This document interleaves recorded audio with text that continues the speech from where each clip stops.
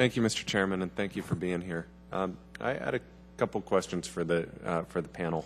One, I want to get a better understanding of what the barriers are to Iran actually developing a nuclear weapon. Is it knowledge about how to do it? Is it a resource issue? Is it a capability issue? And in the event that a deal is actually reached, is there something that the P5+1 can do to ensure that we keep those barriers up and you don't see an erosion of those barriers?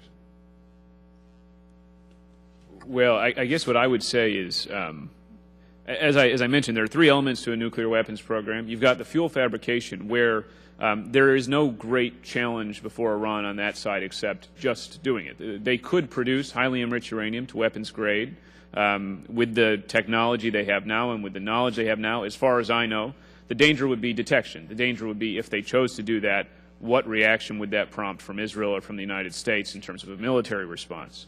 On the weaponization research side, it's difficult to say, but what I've seen from the IAEA, what I've sort of seen in news reports, leads me to suggest that they have done a lot of weaponization research, and perhaps, at least on a theoretical basis, they've gone far along on that. On the missiles, on the question of delivery vehicle, which is the third leg, I think what I've seen is a lot spottier. It's not clear to me that they're close yet to an ICBM, to being able to deliver a missile against a faraway foe, or being able to put a nuclear warhead onto even a shorter range missile. And again, that's one of the reasons I'm concerned that a comprehensive agreement might allow them to continue that work and to perfect that leg of the program, even while it pauses some of the other areas where it's further along. But on that question, I would say that what you would really need to get is a update from the Defense Department about exactly where do they stand on that particular leg. Anything either of you want to add? The other thing I want to get an understanding of, it seems to me that one of the greatest dangers when a nation becomes a nuclear nation is their ability to transfer that knowledge to non-state actors or to non-nuclear nations.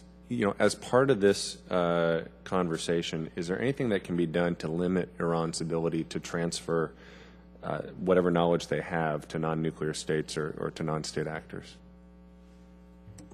I think returning to understanding these possible military dimensions to the program is also key to that, because it would allow the IAEA to understand who was involved in these programs and what they're doing, what they continue to do even today, and therefore could provide the basis for both the IAEA and perhaps even other nations to keep watch to make sure that those contacts are diminished.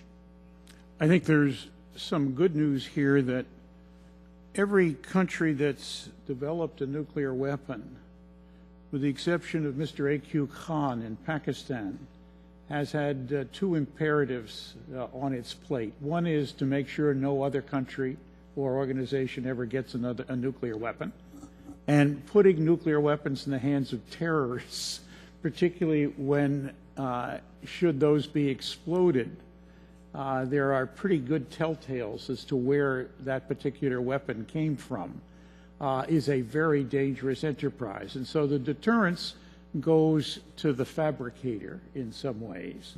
And that's something that at least we have some hopes there. The second thing they always have a problem with when they get a nuclear weapon is what they're going to use it for. But we don't want to see that.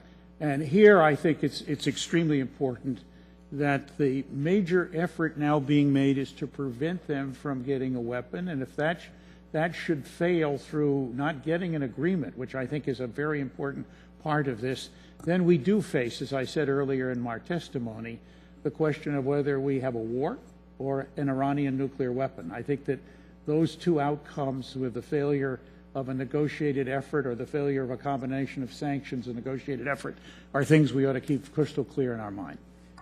If I could just add to that, Congressman, I would say that I think I would be more concerned than Ambassador Pickering on this score, because we have seen Iran share technology with its non-state proxies like Hezbollah on the missile front in a way that has really destabilized the region.